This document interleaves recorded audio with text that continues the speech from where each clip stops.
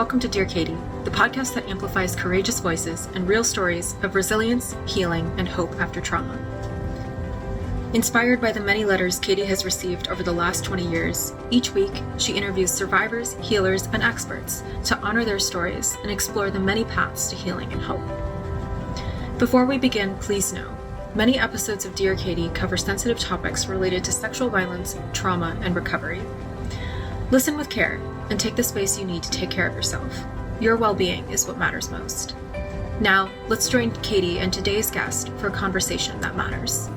Hi, everyone. Welcome back to the Dear Katie podcast. As you know, I am your host, Katie Koestner, and what a journey we have been on. I can't believe how many episodes we've done and how many different stories and survivors we've met along the way. And I'm super excited for all of you to learn a lot more about the legal facet of what we are doing to support survivors and where you all might get involved. Everyone's vote counts, and every time we stand up for better laws and policies, my goodness, a lot of things can change rather quickly. So I'm pleased to tell you about Jennifer Mondino. Jennifer has been a civil rights lawyer and advocate for survivors of gender-based violence for almost 25 years. Yay! She is currently the senior director of the Time's Up Legal Defense Fund at the National Women's Law Center. The Time's Up Legal Defense Fund was launched in January of 2018, months after Me Too went viral. It is the only nationwide resource for people facing workplace sexual harassment and retaliation to connect them with legal help, and the only legal defense fund that provides dedicated funding specifically for legal representation and media and storytelling assistance in workplace sexual harassment and retaliation matters. So definitely we're super excited to learn more about that, Jennifer. But as I always like to say, like, where did you start your life? And what where did you grow up? What was that like first? Yeah, well, first of all, thank you so much for having me on the podcast and that lovely intro. It's such an honor to get to be in conversation with you. And I love the spirit in which you're doing this podcast, trying to, bring community, I think, and have so many different survivor stories out there, I would say. And I'm sure we're going to get there. But one of the things that I have found to be so transformative and so inspiring day after day in the work I do is how much power there can be in having communities of survivors, right? Like having people be connected to one another. Absolutely. And it's not just supporting one another, but there is just a lot of fierce power and beauty that can come out of bringing together people in that way. And I feel like that's what you've been doing with so much of your work, but including this podcast. Yeah, thanks, Jennifer. Yeah, no, I agree wholeheartedly. And, when you were describing that, like, community, there's been so many times at Take Back the Nights or protests and things, and barricading the senior administration building with community, like a wall of us, just like until we see some change. You don't get to go work in there because you're not doing any work that we need in there. So it was just that commitment, and it's hard to ignore when we come together in unity, right? It's just harder to ignore us or swat us away with like, oh, you're a liar, or you made this up, or you're overreacting, and it wasn't that bad, or get over it, and oh, he's such a good guy, like a million things, right? But it's harder to say like, and he and all of them, like how many. Yeah, I agree. And that's the persuasion, I think, of the work you're doing too, is how do we, fight for justice. So anyway, so where did you grow up? So I grew up in Virginia, outside of Washington, D.C., and I was reading about the start of your work and remembering that I went to college at the University of Virginia, and I right remember across being the way. a part of those Take Back the Night protests. And I don't think I realized it at the time, but it was seeming full circle to me to be speaking to you today, because it was so radical at that time, right? Like that was, I think, one of my very early moments of feeling in community with survivors and people standing beside survivors. And I think there was some moment when I was in college that my dear friend and I went to that protest together, and we appeared in some picture in the campus newspaper, and then all these people coming up to us on campus being like, what is this all about? Like, you all are feminists, or why are you The getting involved in this? radicals. And it was something a little out there, a little taboo, right? Because back then it was new, it was edgy, it was provocative, and so powerful. And Yeah, I think that's cool because if you, and also just for context for our listeners, like in the 80s and 90s, like if you start thinking about big protests, right? We had the Vietnam protests, we had peace. We've had big protests in a moment, but what's unique to me about our work, like sexual violence protests, is they were happening on every college campus for years and years and years and years. yeah, Like it wasn't just like a decade, it's decades of events and protests and getting photographed and getting called names. And oh my gosh, one time, Jen, we were walking one campus and it was right after dinner, or I know, but the guys in the one dorm were throwing their food at us. I was wow. like, oh, like you missed your dinner. You got to go back for seconds, but it's something. It's just, the fear of what you might have done, perhaps, that scares a lot of people, or not knowing what line you may have crossed. But I'm sure we're going to talk about a million things. So you went to UVA and I went to William and Mary. So opposite ends of this, like opposite sides of the state. Yeah, but probably sort of similar parts of the state in a similar moment, I think. So Right, right. I really remember that, and that's incredible to have those folks throwing food at you because, I mean, the work that I do now, which I'm sure we're going to get to, but comes out of this moment with #MeToo going viral, and that empowering so many people, I think, to be able to speak out about their own experiences, maybe reading something in a story, maybe hearing someone famous tell their story, maybe having a friend of theirs say that they are speaking out. It's sort of this domino effect. And I think it gave people language to use and some maybe energy to speak out that they hadn't had before. And now maybe we are in a moment where there has been some backlash and we're having backlash to the backlash, all the things. And it is, I think, not so different from what you were a part of all those decades ago with Take Back the Night, right? It starts with people coming together and giving people agency, giving people language, giving people community. And isn't it incredible that you could have something like that and have those people on your campus wanting to throw food? I think, with the Me Too movement, we have all of these examples of even people in very powerful positions in our country doing things that are kind of analogous to throwing food out of windows. Right. Just so apparently frightening to the status quo and entrenched power and patriarchy and all kinds of things, to have people banding together like they did with those Take Back the Night events, or like they did when people were starting to say Me Too.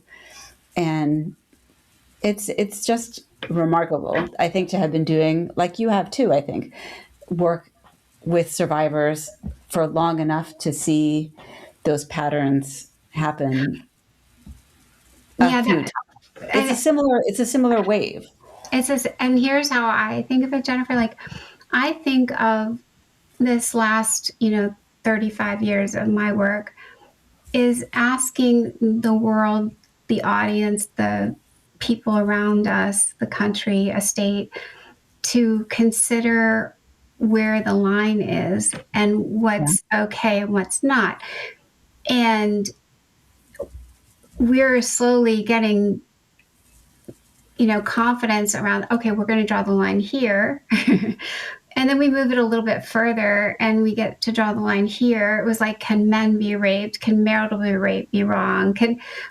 Who has rights? Who can say no? Who can't say no? The age of consent. How drunk is too drunk to give consent? Like, we've been, in my case, it was can a girl and a guy go out for dinner and he pays for dinner and they're not drunk and she invites him back? Is she still allowed to say no? Right. Like, and right. she's a virgin Christian, second oldest college in the country, straight A kids. Like, I don't, a single variable. I only had one question for the world. Can I still say no if he paid for dinner? And then even like how much of a no is a no, right? Like, how much fighting off do you have to do to prove that it was a no?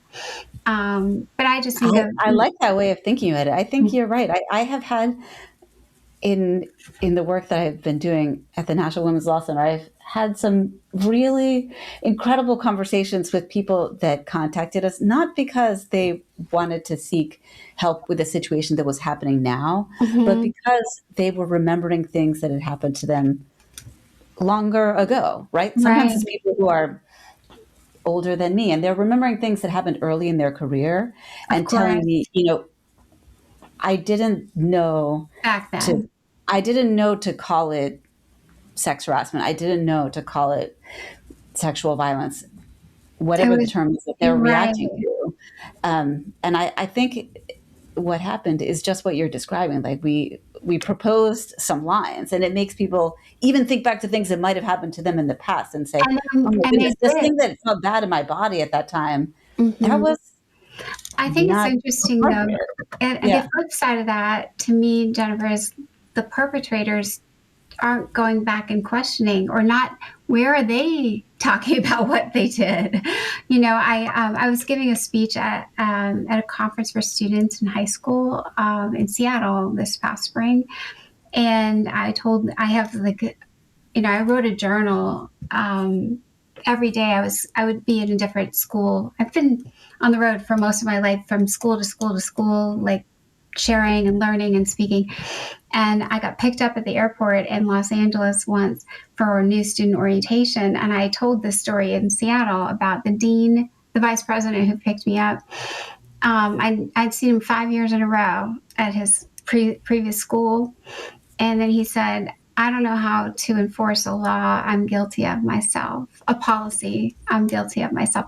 So it took a long time. But yes, I'm just saying, like, for the sake of what I like thinking about, what does it do? What affects change? And you're doing so much of that, which I know we could. Now I'm certain we could talk for 5 hours. But it's just like I'm not in the courtroom. But it's interesting to get that same question. I feel like it's the same question. Are you willing to say this is not okay? Okay, then are you willing to also say this is not okay? Are you willing to say this is not okay? And, and then we got mocked, like, right? We got the backlash. We got mocked. Like, then we got the consent contracts going and the mockery of what we're trying to say. And even I would, maybe we've not talked about this on the show, but, I was the one who said effective consent. Like, let's just say force is not the standard. It's lack of consent, lack of effective consent. Then there was a period of time, and now it's swung back, where it has to be affirmative consent at the college campuses. And affirmative was, I ask every single step of the way using full complete sentences, dictionary words. Like, I'm like, nobody's doing that. Don't do this. Don't do this. Like, that's like, you're hallucinating if you think that's like not going to help us, because it's not enforceable, and no one ever does that. That's not going to work. But effective consent, like, what's a reasonable person thinking? So I don't know. But then we get to the criminal and then harassment, sexual harassment, I think is good. I was just joking, or you misinterpreted that movement of my hand, or, it's such a tricky. I love when we can win, though, when we can prove it. So I guess, my goodness, we will come back to this part. But after you went, did you stay at UVA undergrad and then went right to law school? Did you already? It sounds like you were already kind of feisty, Jennifer. I was already kind of feisty. Okay. I was already kind of feisty, but I started out as a journalist, so I worked a little while as a journalist, and then I went to law school in New York City. Okay. To NYU. Oh, nice. That's awesome. Oh, a fun fact too. UPenn Law just got its first ever sexual violence class, like a course Yeah, first ever was last fall. Okay. And Right. because my friend was a professor and we were scheming how to get them to do it. And I had done research of all the law schools that offered some course in sexual violence, gender-based violence, and and Penn still hadn't had one. So we used a little bit of peer pressure, but NYU has a bunch. So, or not, I shouldn't say a bunch, but it has something better than Oh, well, nothing. that's exciting that Is it? you're a part of making that change. Oh, come on. I've got a No, lot of stuff to really. do. We've got a lot more stuff. But I think it's like even that little, like getting one law school, you didn't go to Penn, but if you had, you couldn't have taken any classes in this area. Well, you know what that makes me think of, that I wonder if you will have had folks on the podcast talking about, but you could be a lawyer, have gone to any school in the country, really, practice as a lawyer, and maybe not learned about sexual violence law like you're talking about, but Mm-hmm. also not learned how to talk to people, that have had some kind of Mm-hmm. traumatic event. And I Absolutely. think that's an incredible gap, and kind of a remarkable thing about the way that we train lawyers, And because, doctors. and doctors. The And doctors you too. talking about See? lawyers, but it's so Yeah, true for both. doctors. Both.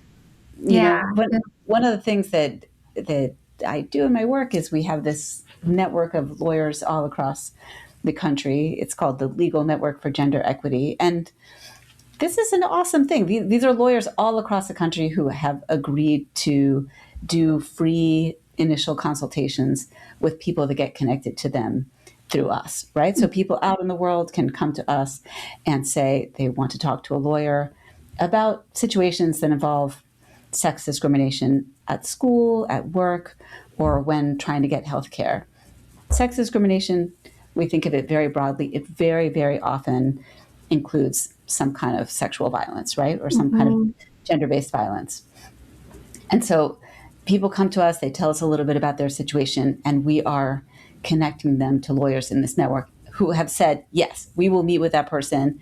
We will give them this consultation. And I'm always telling people that it's sort of simple in concept, but I think powerful in design, because people don't always know how to get in touch with a lawyer. Maybe you haven't thought to get to a lawyer. I feel like there are a million and one reasons why you might, not even have gotten to the point where you think I am feeling empowered enough to look for that kind of help. So like bridging that gap and putting people in touch with a lawyer where they can have somebody truly listen to them and Absolutely. validate their experiences, give them information. Information is power. I'm such a believer in that. Just that part, I think, is pretty incredible. But after doing this for some time, we realized what we really want to do is give lawyers in this network information about how to meet folks, especially survivors, where they are, right? Like how to talk to them, what kinds of things might be affecting the way that they remember what happened to them, how they talk about their stories, Mm-hmm. ways to make them feel comfortable. It's a it can be a very like meeting with a doctor. You were saying meeting with a lawyer can be kind of intimate.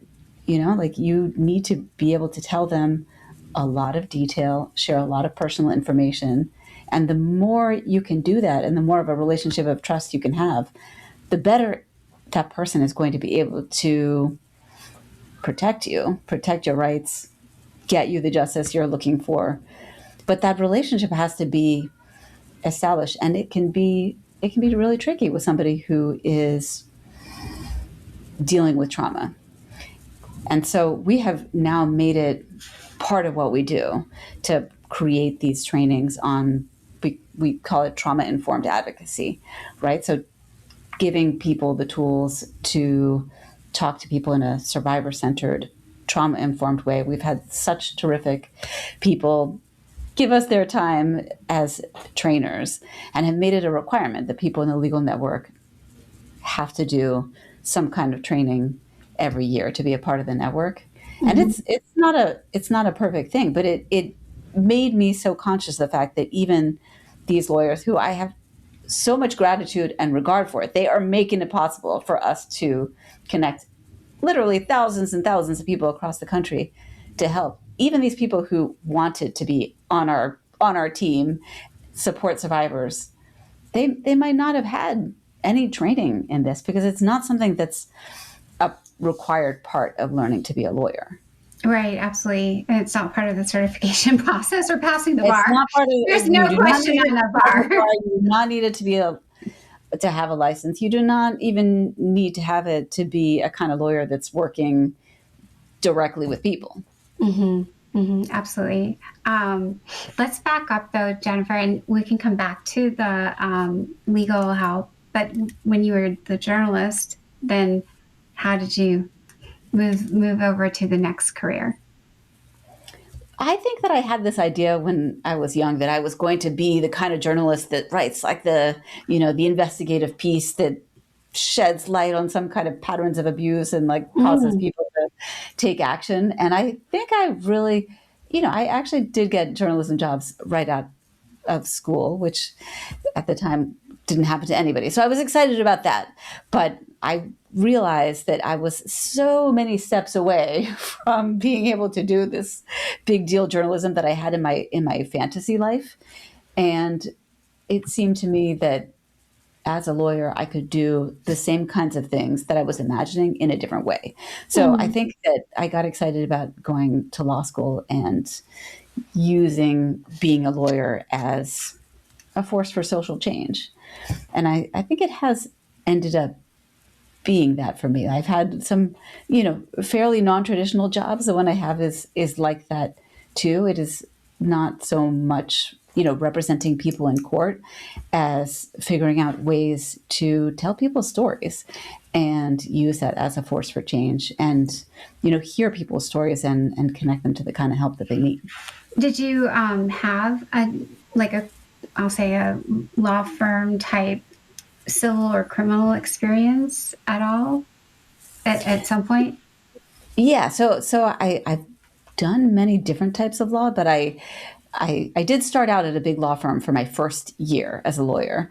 And it was a good experience. I will not throw this law firm under the bus, but a thing that happened in that first year is that they had someone come to speak to us who had a job that was mostly paid for by this law firm, right? She was doing something that at the time was a very novel term. I think later it became kind of a common term, but she was doing holistic legal services for people facing gender-based violence. So instead of just helping them get an order of protection or something, she was helping them with all of the different things that might be coming up for them, right? Like sometimes people were getting evicted, or maybe they were, trying to get a divorce, or maybe they were having some immigration issues. Like people do not have single issue lives. So she was trying to help them with all of the different things that were happening to them.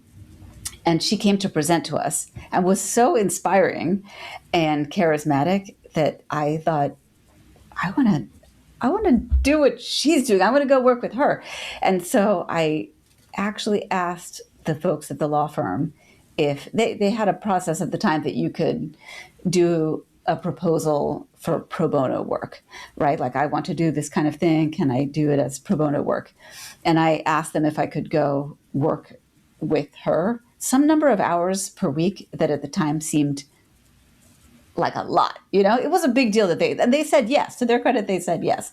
So I went and was spending a lot of time in my regular work week working with her in New York City, meeting with survivors, learning about legal issues, how to do that. And I loved it. And so she actually ended up being somebody who helped me get my next job, which was similar to hers at sort of a sister organization in New York City, representing survivors in domestic violence situations and doing also something that was sort of like what she was doing. It was helping people with a variety of different legal issues that they had that were related to being in these situations of domestic violence. Great. That sounds perfect. Like, it's nice someone came and spoke and inspired you. It was one of these life-changing moments. I would say I am a firstborn in an immigrant family. And, my family in the US, definitely my family in Argentina, they all thought that my law firm job was the most impressive thing ever, Oh, because it was yeah. it was very highly paid. It was in a very fancy building. Many things about it seemed very fancy. And I left that job and went to go work at this, relatively scrappy nonprofit. And it was literally an 80% pay cut at the Oh time. gosh, And so, wow. yeah, I changed where I lived. I changed a lot of things in my life from one day to the next with that job change. And I think many people in my Latin American family were thinking, what happened to Jennifer? What is the matter with our American relatives? Oh, yeah. Like But who in their right mind would choose this who in their path? right mind would do it? But Mhm. I think it was a move that took me to the path that I am meant to be on, and that I've been on ever since as a lawyer. That's awesome. Well, maybe we can delve into, we have not really talked about this on the show, is like the whole workplace harassment and what that is. And, we have, maybe you could start from the beginning. Like there's obviously workplaces you could stereotype, like where there's mostly men in the environment and women are the minority, or where women are the majority and men might get harassed because they're the minority. Like those stereotypical, like do nursing or construction, like those. But even beyond that, then we have like the towers of power.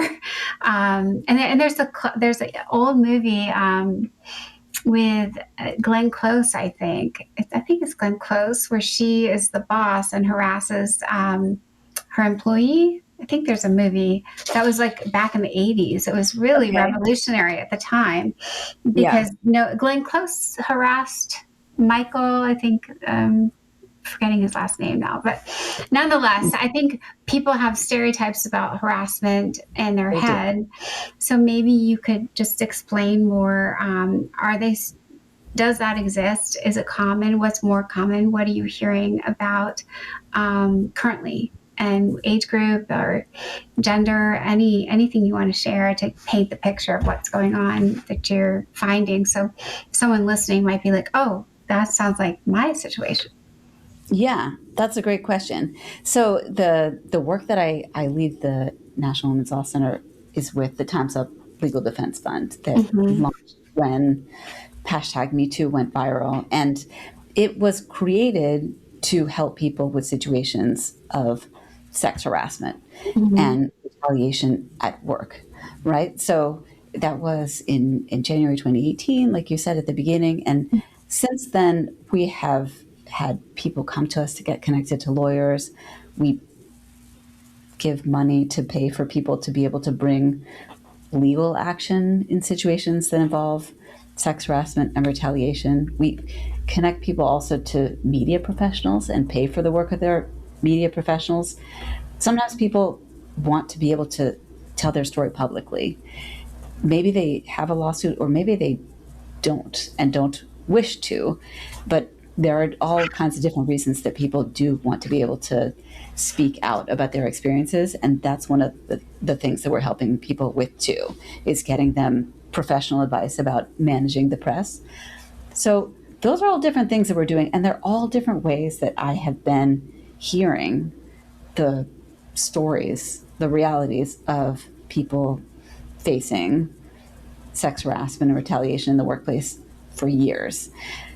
So I have a pretty unique vantage point, I think, on how it plays out in the Right. country. And people will ask me questions similar to what you're asking me, right? Like sometimes people say, oh, there must be a part of the country where this is really happening, or a type of person, or a type of industry. And I think that one of the things that has been incredible about seeing all of these folks come forward is that it can affect people anywhere. We have heard very literally from people in every part of the country and in all different types of industries, ranging from people working as janitors or on farms, so relatively in the shadows, right? Like you might have an experience where no one else is around, and you are maybe a low paid worker a lot of different reasons to feel vulnerable and maybe afraid to speak out,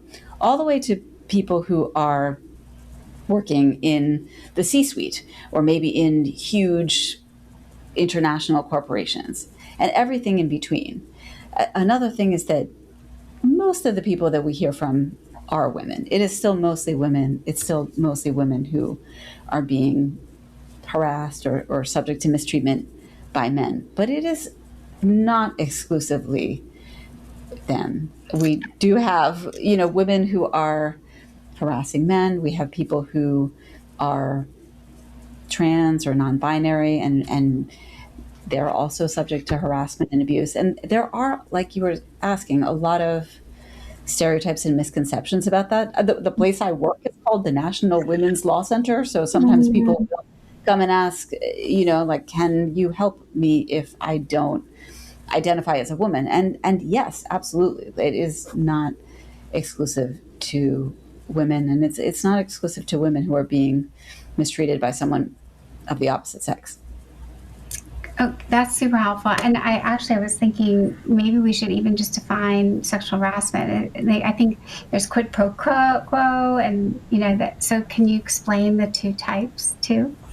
Sorry to make you go back to law school. A lot of people don't know, what's repeated and like what's, like a bad environment. And yeah, so very basically, sex harassment is when people are being subject to a pattern of mistreatment by someone else that is unwelcome and affecting their ability to do their job.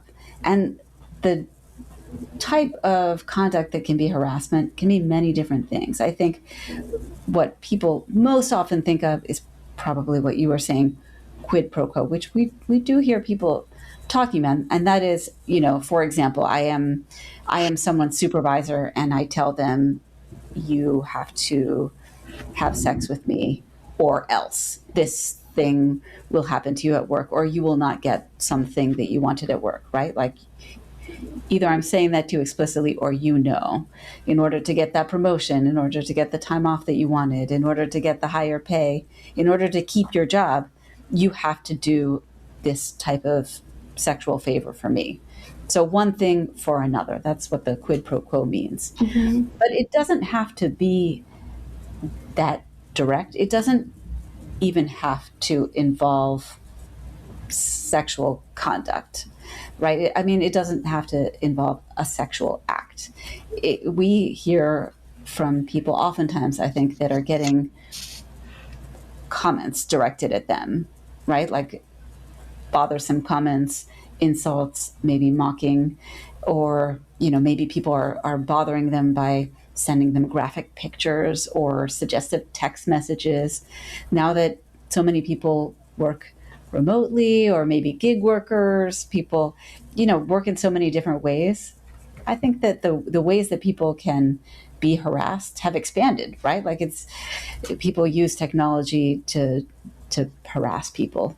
And that is also something that can be considered sex harassment. What about, this might seem really basic, but what about, in the world of colleges, the coach who might say to his male players, like, don't play like a bunch of P words, or don't play like the easy ones, girls, right? Like where they're using the female to degrade the male.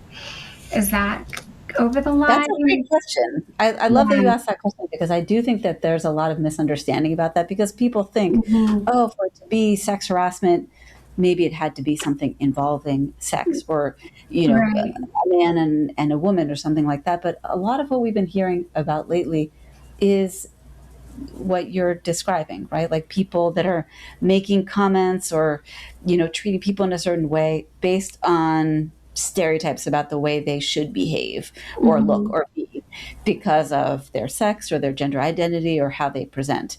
And a lot of the men that come to us, the way that they're experiencing harassment is sort of like the example that you were giving, right? It's people expecting them to be more traditionally manly, Right. know, Right. and that counts. That counts as sex harassment because it's unwelcome and offensive behavior that is based on the way that they present. Are you finding that, I mean, I guess like early in our conversation, we've been talking about like pushing the line of what's not acceptable.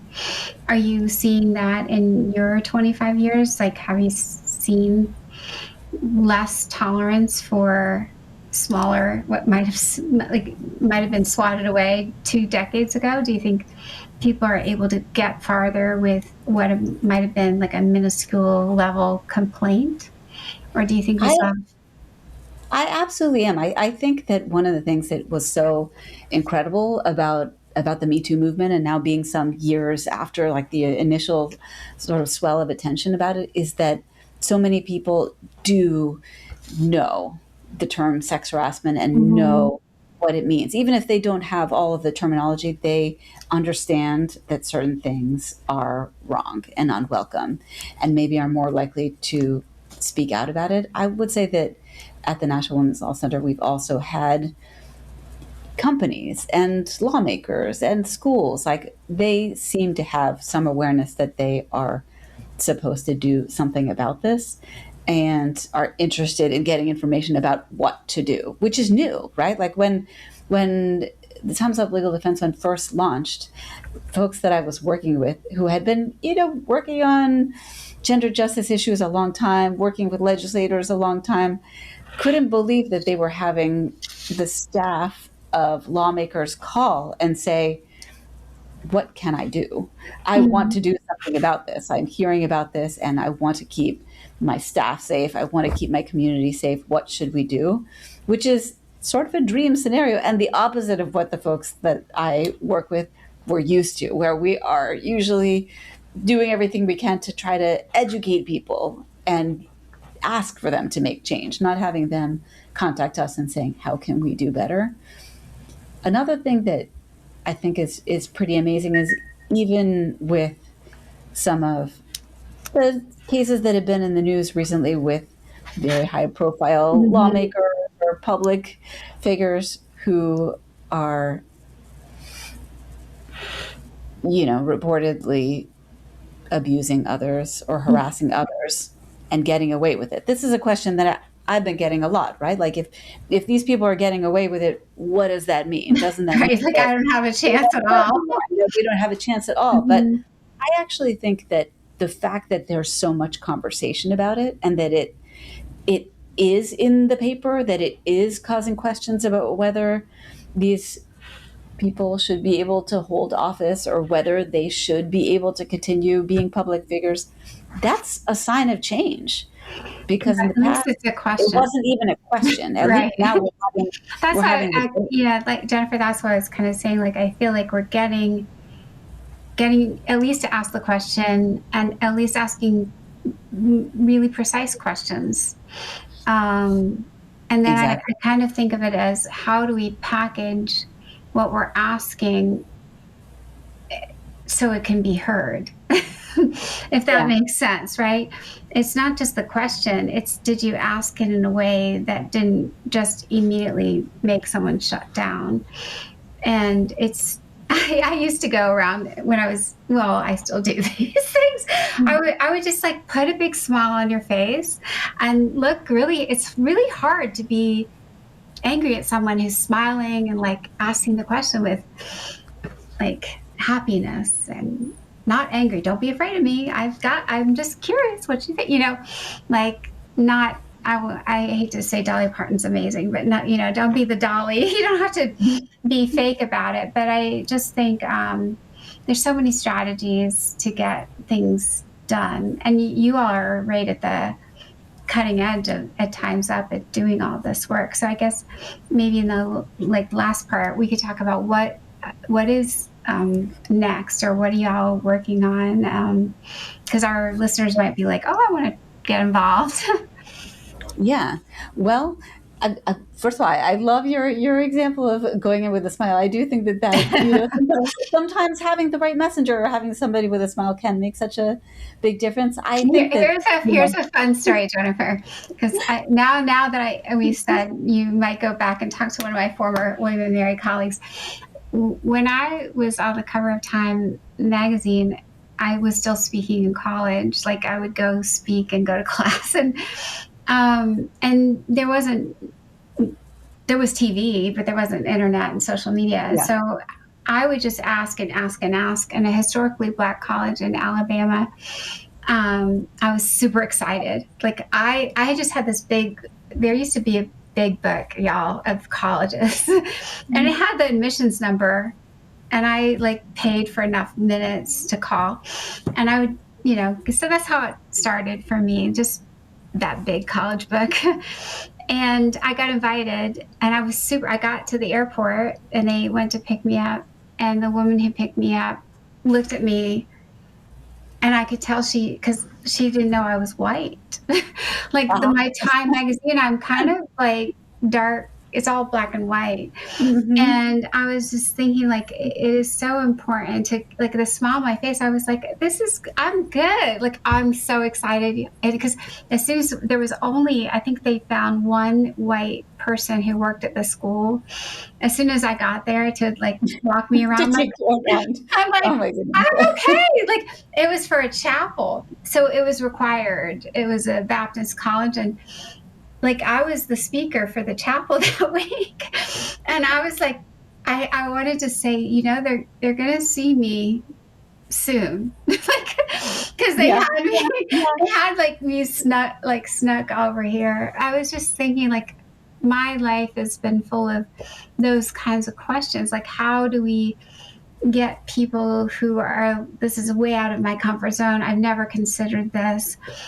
I might feel guilty, the guy in LA, right? Like I've done some portion of badness, and it's that willingness to try to get people to not close down, right? And get people to be willing to listen. And you start out with the survivor stories, which I think is so important. The range of the experiences is terrifying, but also gratifying because it gives access points to anyone. Like that's why your job, and that's kind of why I asked about what's the harassment picture, so everyone feels like there's an entry point or in a way. And it sounds like the way y'all are being able to help people just feel heard and ask their questions will empower them to go back to others. And before I forget it, because I still want to hear what you're doing next, but what about retaliation? That was the thing I was getting to. Like the fear, like I would say for listeners, like, please know I had many difficult things, but the less you have to lose, the more fearless you can become. And when I had no parent support and the world was like signing petitions against me, like there wasn't a lot to lose. I was going to get straight A's, but like other than that, I didn't care. Like I was going to figure it out. So, but that's not normal. And I would ask our listeners to think about like this idea of retaliation, all these rights that Jennifer's talking about. And, even do you want to pick the small fight? Like, and what's a small fight? Like these are just questions I throw out for our listeners and obviously for you all. Like, do I want to even bother with this? But I say, think about bothering with that because it's bothering 12 more people. Like if it's bothering you, it might be bothering thousands of people. And if you can bring that story and that example to light, that it is bothersome and it is not okay, then it might change for 12,000 people. So I guess I ask about like, how do you help survivors feel confident that it's going to come. It might be hard, but what are the protections for retaliation, I guess, are there law? I didn't know what they were back then. I was like, sign this little paper. I have this policy in this handbook. It says I would go use the handbook at the college and like chase people around and say, give me your name and number because I'm going to go back and fight this. Like I was just carrying the handbook around, Jennifer, in college. I just love that around image of you just going through the book and calling people. I would that just really be like, is I'm going to get your name. Give me your name. Because I couldn't even take a picture. Like I couldn't even take a picture of them. You were a feisty young person too. Well, you're making me think of a lot of fun things. A lot of fun things. No, I mean, one thing. First of all, retaliation. Let's talk about that. Also against the law, and it is one of the things that we help people with. Can you explain how that works? Because no one's going to know. I mean, unless they're lawyers, like they will not. People will not know. So how do I say, like, I'm being harassed? I reported it, and then what is there a definition? And what are the protections? Yeah. So one of the ways that it often plays out is basically people facing some kind of negative consequences for having spoken out. Mm-hmm. And, I'll tell you that when I started doing this work with the Time's Up Legal Defense Fund, we had the impression that it seemed like almost everyone that we were in contact with was facing some kind of retaliation. Mm-hmm. And then in the first years, we did some research and looked at trends in what we had heard from people that were coming to us. And we found out that of the people that were coming to us, 7 out of 10 of them had faced some kind of retaliation after speaking out. So it really was most of them. It was not just that it seemed that way to us. It was that it was happening. And the kinds of things that were happening to folks ranged. It ranged from some folks being fired, losing their jobs outright, to things that were a little more subtle, maybe a little harder to detect, but were still affecting people, right? Like maybe you used to have the work schedule that let you also go to class or take care of your kids or whatever it is, and then your schedule got changed so that it was more inconvenient. Or maybe you wanted to do that training program and then you were told you could no longer do it. Or you had terrific evaluations at your job always, and then after you spoke out about sex harassment or some kind of sexual violence, then you started getting written up for little things, right? And your performance reviews started to be negative. All of those things, unfortunately, are really common. They are also against the law, like in the way that there are laws that make it illegal to harass someone at work. It is also illegal to retaliate against someone for having spoken out about sex harassment. And it is a pretty powerful legal protection. It actually can be easier in some ways to bring a case for retaliation than for sex harassment.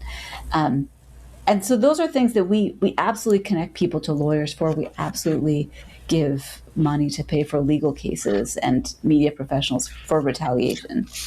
So that's something important to know. I would say, like, it is real. Like, there are so many reasons to reasonably feel unsure or afraid of speaking out. And one of them, maybe the most powerful one, is a fear that you will face some kind of retaliation. And it's a real fear because it is likely to happen. Right. I just also wouldn't wish for people to not speak out because of that, because there are people that will help you with it, and there are laws that protect you.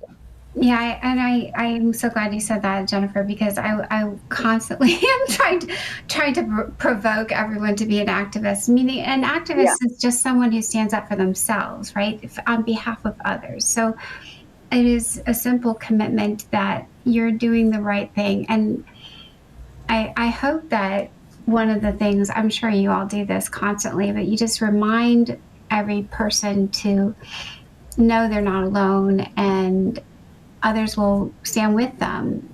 You know, you all are standing with them and other survivors are standing with them. And it can feel very isolating when, you know, you might be in a small community, but I hope, or embroiled with family and money and, you know, constraints to do this standing up. But absolutely. When you were telling about having been on the cover of Time and speaking at all those colleges, I was thinking how incredibly powerful it can be for someone to meet someone or see Yeah. someone that's speaking out about something they experienced and maybe Mhm. recognize themselves in that Yeah. person. I have seen that happen so many times, and it's not an easy thing. It is not for everyone. Like it takes, you have to have some courage, I think, and fortitude, but also have things in place where maybe you feel like you can put yourself out there. So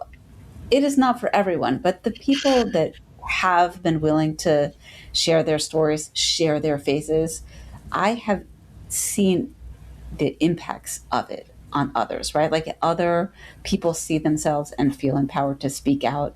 I have worked at places like the Justice Department or now the National Women's Law Center where we're trying to push institutions to change, right? Like Justice Department, please investigate this.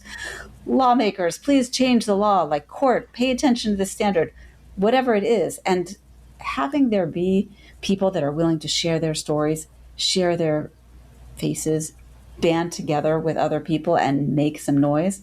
Those are the Mhm. things that bring about change. They really do.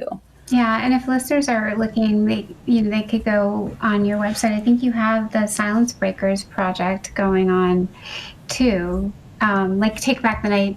So listeners, like Take Back the Night, we have the podcast, but we also have our events and rallies and plenty of ways to share your story. We have an artist series with survivors making art for sure. It's like there are plenty of ways to get your story and your spirit heard and honored and supported.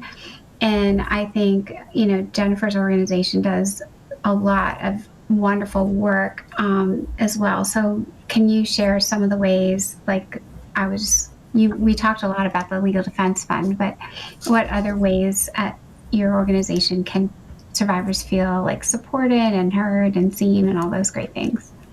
Well, I love that you brought up the silence breakers. This is something new that we're doing that Mm-hmm. I'm really excited about. So we are starting this collection of stories of people who were survivors, who were supported by our work in some way, or also lawyers who advocated for them and are willing to share their stories. And we just launched it a little bit earlier this year. So we have our first set of silence speakers with their stories and their pictures, and it's really beautifully presented on our website. And we're going to be adding to it from time to time. And those are the idea. There is people being willing to share their stories and not focusing on the difficult things that endured so much as how they were resilient and where they are Mm-hmm. now, right? Like we wanted it to be inspiring to others because we have been so inspired by just that, right? Like people that we have supported that then took their experience and really turned it into power, right? Like they came to us and said, I am doing this because I don't want it to happen to other people. One of the people whose stories we're sharing there is someone who is a male survivor who came to us and said that he knew that it was so difficult as a man, as a gay man, to speak out. He was speaking out about someone who was very famous and well loved, which made it also difficult. And Mm-hmm. in the arts industry, opera singer, where speaking out about someone like that could mean all kinds of doors being closed on you, right? Because some of the powerful people kind of control access to the stages that you would wish to be on. But he had said to us from the beginning that he wanted to be part of changing that, right? Like making it easier for men and especially gay men to be able to seek help and speak out about the things they had endured and say that those things are wrong. And he has gone on to do just that. I mean, he's sharing his story on our website in this Silence Breakers collection, but has also spoken out in the press and gotten involved with some advocacy on behalf of LGBTQI plus survivors. And it's incredible. It's incredible to get to be supporting people like him. That's awesome. I'm really glad when I saw that. I was like, oh, I'm so happy. It's we need a whole just pages and pages Me Too. It's like all of us. I just feel like if the 1 in 4 women and 1 in 6 men would wear the ID card that says I am the survivor, it would overwhelm people with our numbers. But I guess that last thing. So anything else? I mean, that's a pretty new project. Are there any other things that we can look forward to seeing from y'all coming up?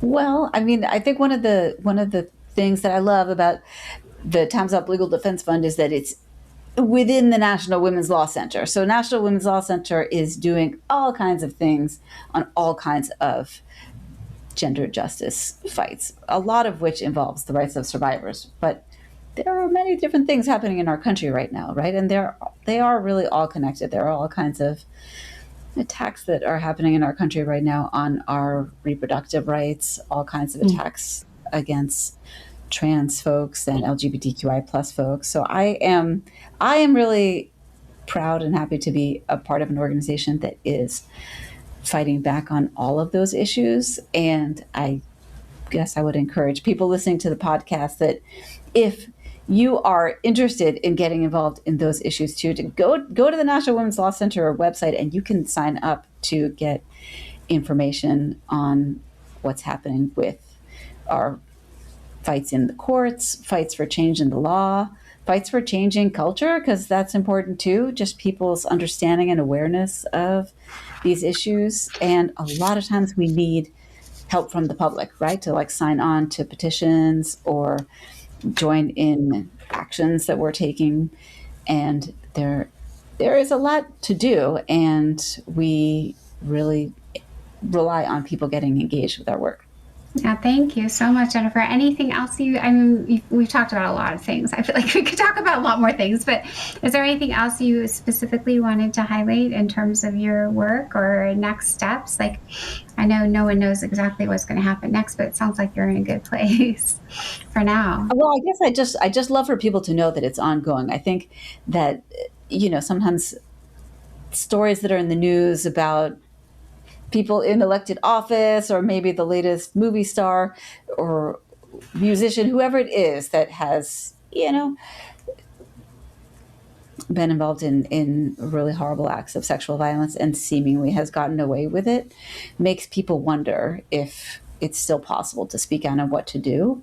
And I just like people to know that I think of those situations as outliers. I am conscious of having people every day reach out to us and get connected to lawyers, every day reaching out to us and having cases funded by us. And even when we are not funding cases or able to help in exactly the way that people are asking us to, we connect them to all kinds of supportive resources that we have. Like, we like to be able to help people in the way that we can, and are connected to great advocacy organizations and supportive resources all over the country.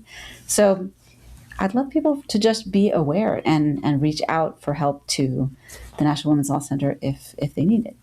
And it's not just for women, as Jennifer already said. Not just for women. Not just for women. Absolutely. Well, thank you so much for joining the show, Jennifer. It's been so delightful to share with our past and what we're doing now, and think about all the good work that has yet to be done. So thank you for doing great fight. One of my favorite things was I gave up my 80% to do this work. 80% of my, I'm like, that's commitment right there. And being shunned by your parents, I can only imagine. They're like, what is wrong with you, my daughter? But I'm so glad that you had that strength and belief in what you knew you should be doing. And it sounds like you are just really in a happy, good place. So thank you for all that energy you've given to the cause. Well, thank you for having me. This has been a pleasure to talk to you, and I'm really inspired by all the work that you do and by all the folks that you've had on the podcast. So I'm proud to be one of them now. Yeah, absolutely. And for our listeners, oh my gosh, today is another day to journal. Although we didn't hear from a survivor specifically, there was so much information to garner about how you can go about navigating legal issues. And thank goodness that there's free options as well. And we hope that you will continue on until the next week. Take care, be well, and thriving is surviving. Take care. Thank you so much for joining us on this episode of Dear Katie. These conversations are never easy, but they're always necessary, and we're so grateful you chose to share this space with us. If something in today's episode stirred something within you, please give yourself what you need. Whether that's rest, support, or just a deep breath, you're not alone. To hear more stories, resources, and survivor-centered conversations, be sure to subscribe and follow us on your favorite podcast platform. We want to hear from you, so please leave us a review and share your feedback. Your thoughts help us create episodes that resonate with listeners. Until next time, take care of yourselves and each other.